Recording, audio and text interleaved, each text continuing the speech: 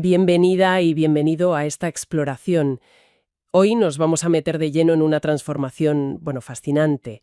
Cómo ha ido cambiando nuestra comprensión de la consciencia, de la terapia y sobre todo de nuestra relación con el cuerpo. Ujú. Sí, es un viaje interesante, la verdad. Pasamos de vernos casi como máquinas, ¿no? A algo mucho más sutil, más conectado. Las fuentes que manejamos apuntan a un cambio de perspectiva bastante radical. Exacto. Y el material es variado. Hay reflexiones personales, muy intensas de experiencias vividas, también análisis históricos que rastrean un poco de dónde vienen estas ideas, y teorías que intentan conectar biología, psicología, hasta física cuántica. ¿Sí? El hilo conductor parece ser ese paso, ¿no? De ver el cuerpo como una máquina, digamos aislada, a entenderlo más como una antena sensible. Una antena, si me gusta esa palabra, que no solo capta lo inmediato, sino que parece conectada a algo. Bueno, algo más grande. Lo que las fuentes llaman el campo. Claro. Y eso, claro, lo cambia todo. La idea de salud, de síntoma, de qué significa estar conectado. Pues esa es un poco nuestra misión hoy, ¿no? Desgranar esa evolución, a ver cómo hemos llegado hasta aquí, qué implica eso de ver el cuerpo como antena y qué es eso del campo. Vamos a intentar, arrojar un poco de luz siguiendo el rastro de las fuentes. Un recorrido que, ya te digo, puede que nos mueva un poco el suelo bajo los pies. Empezamos por el principio, por el contexto histórico que se plantea.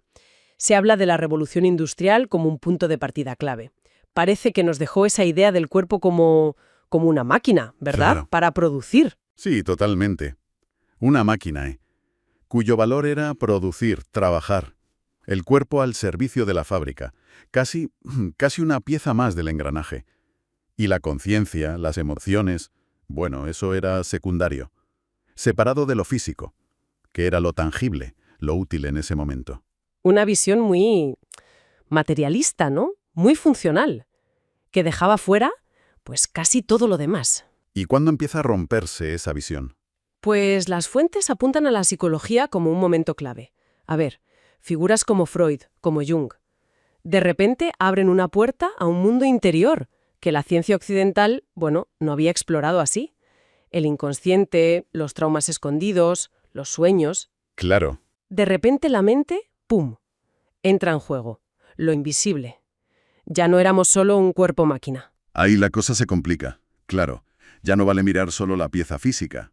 Hay que ver el software invisible que la mueve, por así decirlo. Justo. Y eso fue solo el principio, Porque el siglo XX, vio cómo esa mirada interior se expandía más y más.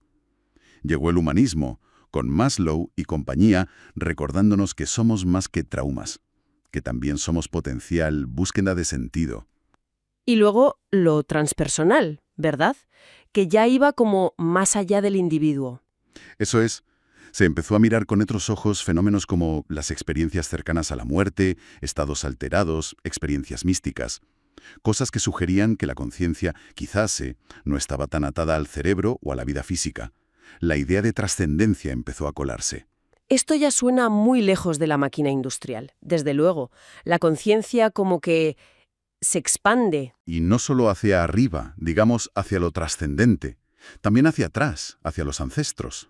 Y aquí entra otra pieza clave que destacan las fuentes, lo transgeneracional. Figuras como Anne Anselin Sutzenberger o Bert Hellinger, nos enseñaron algo revolucionario, ¿El qué exactamente? ¿Qué es lo revolucionario ahí?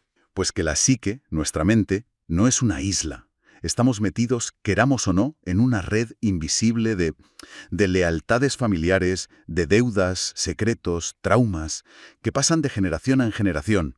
Hay como un inconsciente familiar, un alma familiar que opera a través de nosotros. O sea que ya no es solo mi trauma o mi forma de ser, sino que puedo estar llevando, sin saberlo, algo que viene de más atrás, del sistema familiar. Un eco del pasado en mi presente. Se manifiestan cosas que abarcan generaciones. Ya no podemos entendernos del todo sin mirar esa dimensión sistémica heredada. Somos parte de un río de información, de una memoria del clan. Vaya tela. Fascinante. Y después de todo este viaje por la psique individual, familiar, transpersonal, las fuentes dicen que volvemos a mirar al cuerpo. pero de otra forma. Ya no es la máquina ni solo el recipiente de la mente. ¿Cómo lo ven ahora? Lo ven como el traductor, la interfaz, ¿sabes? La pantalla donde se proyecta la información de ese campo más amplio del que hablábamos antes. Hay una frase que se repite mucho. El campo baja por el cuerpo y lo muestra. ¿Y eso qué significa en la práctica? ¿Cómo lo muestra? Pues de muchas maneras. En la postura, en tensiones crónicas que no sabes de dónde vienen, en síntomas que se repiten, enfermedades, incluso en gestos o movimientos que surgen solos en terapia, como en las constelaciones. El cuerpo es como el escenario visible de lo invisible. Entonces es como cerrar un círculo, pero a otro nivel. Empezamos con el cuerpo objeto, la máquina, profundizamos en lo invisible, psique, sistema, y ahora volvemos al cuerpo, pero como la expresión sensible de todo eso intangible. Exacto. Es un viaje que va de la psique al soma, al cuerpo, y de ahí conecta con el campo. La idea fuerte es esa. El cuerpo habla el lenguaje del campo.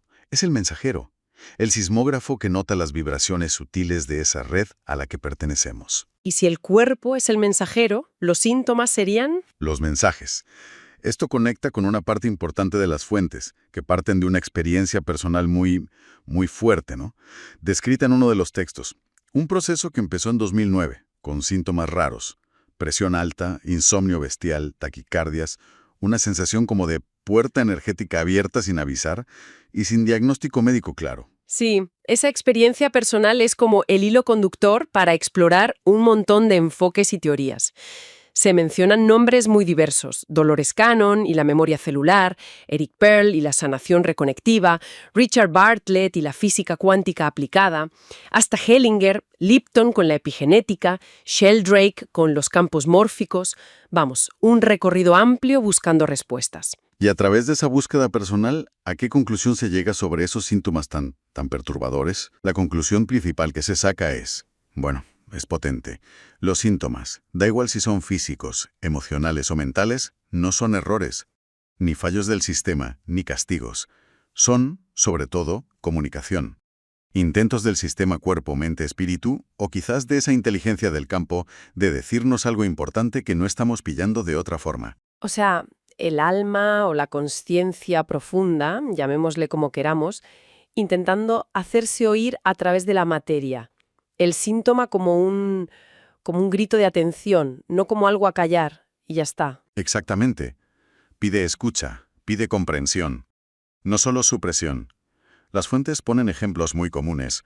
Problemas de estómago crónicos, respiratorios, esas taquicardias raras, dolores de cabeza, piel, insomnio, mareos, hormigueos. Pero también la ansiedad esa que no sabes de dónde viene, los ataques de pánico, la niebla mental. Se sugiere que todo eso pueden ser señales. Señales que, según esto, pueden venir de sitios muy distintos, no siempre de dentro o de la biología pura y dura. Exploran varias posibilidades, ¿verdad? Efectivamente. Y aquí entramos en un terreno que para algunos puede ser más especulativo, ¿no? Se contempla por un lado la influencia de factores del ambiente, pero a nivel vibracional. Por ejemplo, hablan de irradiaciones naturales fuertes, tormentas solares, picos en la resonancia Schumann, el latido de la Tierra, que podrían como sobrecargar nuestro propio campo energético, y de ahí síntomas de exceso, agitación, insomnio. Y claro, también mencionan las tecnológicas, el wifi por todas partes, las antenas, el 5G, la contaminación electromagnética que se llama. Sí, se plantea como una posible fuente de saturación vibracional para la gente más sensible. Sugieren que síntomas como dolores de cabeza tensionales, la niebla mental esa, insomnio, cansancio crónico, podrían tener que ver, en algunos casos, con esta exposición constante. Incluso hablan de la electrosensibilidad, no como algo raro, sino como una respuesta real del cuerpo que se siente, abrumado por un entorno vibracional muy denso y poco armónico. Vale, hasta aquí influencias ambientales, naturales o tecnológicas. Pero van un paso más allá y mencionan también influencias externas más psíquicas, intencionadas. Así es. Se menciona la posibilidad que muchas culturas antiguas reconocen de que energías densas proyectadas con intención, lo que la gente llama mal de ojo, envidias fuertes o incluso trabajos energéticos negativos, puedan afectar el campo energético de una persona y generar síntomas distintos a los de la sobrecarga, más bien de vacío, de pérdida de energía, bloqueos raros, mala racha. Entiendo que esto último puede chocar con una mentalidad más materialista. ¿Cómo lo enfocan las fuentes? A ver, lo importante aquí, más allá de si crees o no en cada causa específica, que eso ya es otro tema, es el concepto de fondo que proponen. Nuestro cuerpo, como esa antena sensible, no solo reacciona a lo físico o químico, parece que también registra y responde a información del campo invisible que nos rodea. Ajá. Y ese campo puede estar influido por factores naturales, tecnológicos y también psíquicos o emocionales, propios y ajenos.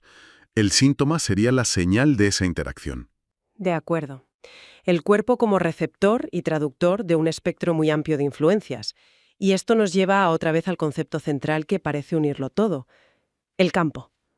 Hemos hablado de él varias veces. ¿Cómo lo definen más concretamente? ¿Qué es el campo?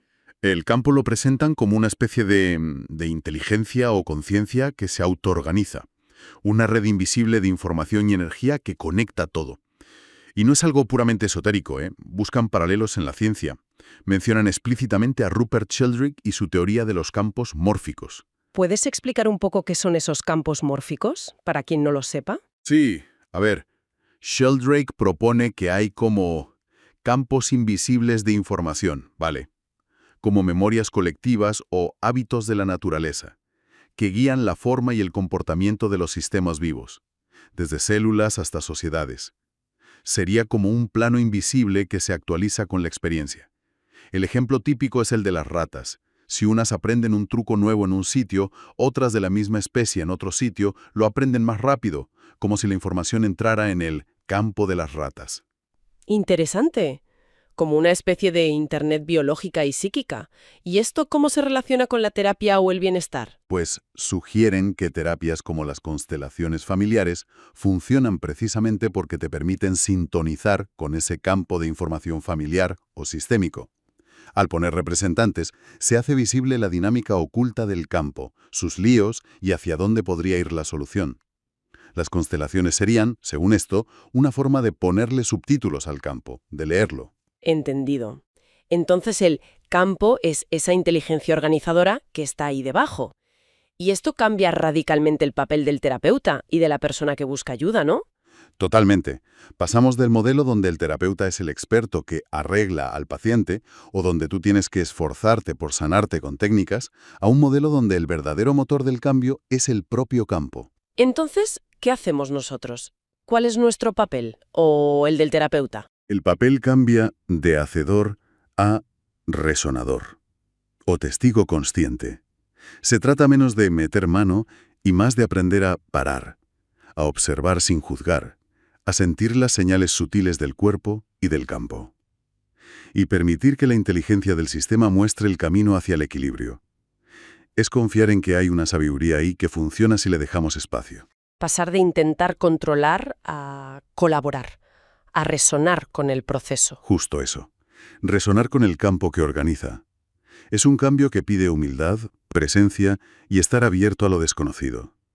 A soltar la necesidad de entenderlo todo con la cabeza y confiar en el movimiento que surge. Todo esto que estamos comentando parece que culmina en lo que las fuentes llaman la teoría integradora del campo consciente. Suena a la síntesis final de todo esto. ¿Podemos pararnos un momento en sus pilares? Claro. Esta teoría intenta explicar cómo funciona esa inteligencia del campo. No es tanto una técnica nueva, sino un marco para entender. Y los pilares son profundos. Primero, la unidad funcional. La idea de que cuerpo, mente, emoción, espíritu no son cosas separadas que interactúan. Son expresiones distintas de una misma unidad consciente. Lo que toca a uno, toca a todos. Como las caras de un mismo diamante, no piezas sueltas. Exacto. Segundo, la resonancia coherente. El principio de que el orden, la armonía, se contagia por vibración, no por imponerla. Una frecuencia coherente, calma, centrada, amorosa, tiende a contagiar su orden al entorno, invita a otras partes a sintonizar. Como un diapasón que afina un instrumento, ¿sabes? La vibración correcta se propaga. Entiendo. No es luchar contra el caos, sino irradiar orden. Así es. Tercero, la observación consciente.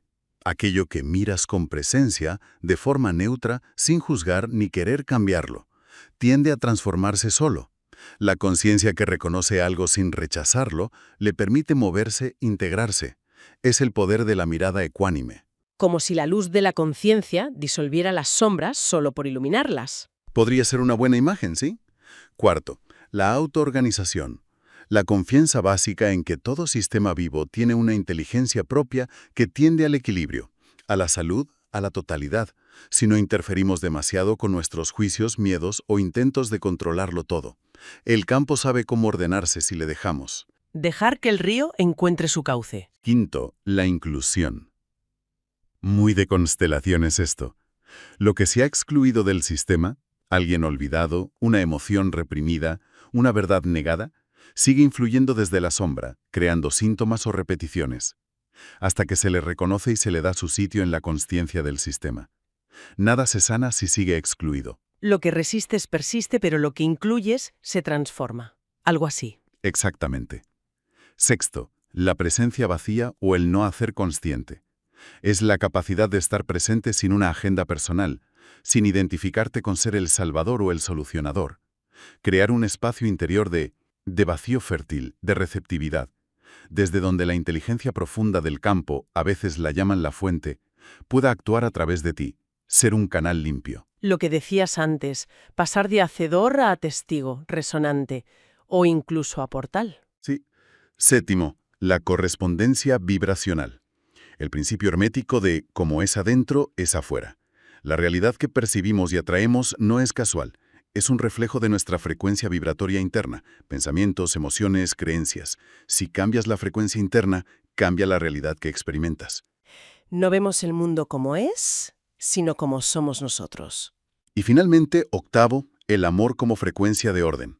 Aquí amor no es tanto el sentimiento romántico, sino la vibración de la unidad, la conexión, la inclusión, la aceptación sin condiciones. Se postula que esta frecuencia es la que restaura la coherencia original del campo, la que permite que todo vuelva a su sitio en armonía. Vaya, son principios muy potentes, que invitan a una forma muy distinta de ver la vida y los problemas. Entonces, si entiendo bien, esta teoría integradora dice que la verdadera sanación o solución no está tanto en encontrar la técnica perfecta, sino en cultivar un estado interior y una conexión con el campo que permita que esa inteligencia actúe. Precisamente. El foco se mueve de la técnica externa a la calidad de presencia interna y a la relación con el campo. Pide desarrollar lo que llaman humildad vibracional, reconocer que no eres tú quien cura, y mantener un campo perceptivo abierto, sin dogmas ni juicios, para poder sentir y seguir el movimiento sutil del campo hacia la integración. Es un cambio de paradigma que pide menos hacer y más ser, menos controlar y más permitir. Un permitir activo, sí.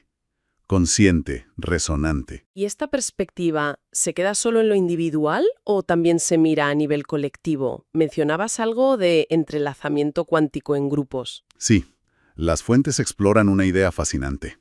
La liberación cuántica colectiva. La base es que cuando un grupo se junta con intención clara, en estado de presencia, coherencia, apertura, sus campos de conciencia individuales pueden entrar en resonancia y entrelazarse de una forma que recuerda al entrelazamiento cuántico. ¿Y eso qué significa en la práctica? ¿Se crea como una mente grupal o un campo unificado? Algo así. Se postula que se activa una red de resonancia, donde la información fluye de forma no lineal entre la gente. Lo que una persona libera o integra a nivel profundo no solo le ayuda a ella, sino que impacta vibracionalmente en todo el campo grupal, facilitando procesos parecidos en los demás, muchas veces sin ni siquiera hablar de ello. O sea que la sanación o la toma de conciencia de uno puede como catalizar la de otros en ese campo compartido. Eso es. El campo colectivo se autoorganiza. No hay un líder dirigiendo el proceso de cada uno, sino que el propio campo, al entrar en coherencia, recuerda y activa su orden natural, su sabiduría. Cada persona es como un nodo en esa red que da y recibe información y resonancia. Es una visión muy potente de nuestra interconexión y del potencial de la conciencia colectiva cuando está coherente. Realmente potente, sí.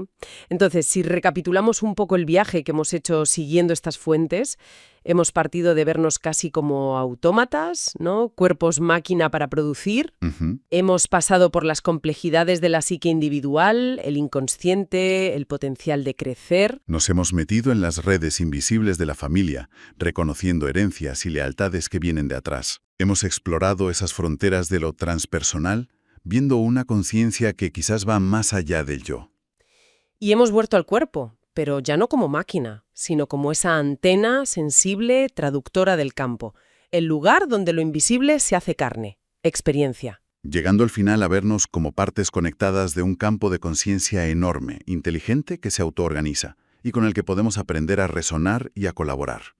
La perspectiva que sale de todo esto sugiere que mucho de lo que vivimos, sobre todo esos síntomas físicos, emocionales que nos lían y llamamos problemas, podrían ser en realidad comunicación dentro de esa red más grande. Mensajes del alma, sí. Señales del campo. Invitaciones a mirar más hondo, a escuchar de otra forma. No pidiendo necesariamente una solución rápida o callarlos, sino quizás una presencia atenta, una inclusión consciente, una disposición a entender el lenguaje simbólico que el cuerpo y la vida nos hablan sin parar. Nos deja pensando, en nuestra propia experiencia. Si aceptamos esta idea del cuerpo no solo como biología, sino como esa antena súper sensible, registrando todo el rato frecuencias, información del entorno natural, tecnológico, emocional, sistémico. La pregunta que quizás se queda ahí flotando como una invitación a escucharnos es: ¿qué señales sutiles, qué susurros del campo podría estar recibiendo nuestro sistema cuerpo-mente ahora mismo? Señales que igual la mente racional aún no ha pillado ni entendido, pero que el cuerpo, con una tensión aquí, una sensación allá, un impulso callado, un sueño que se repite, ya está intentando comunicarnos, esperando paciente nuestra atención consciente.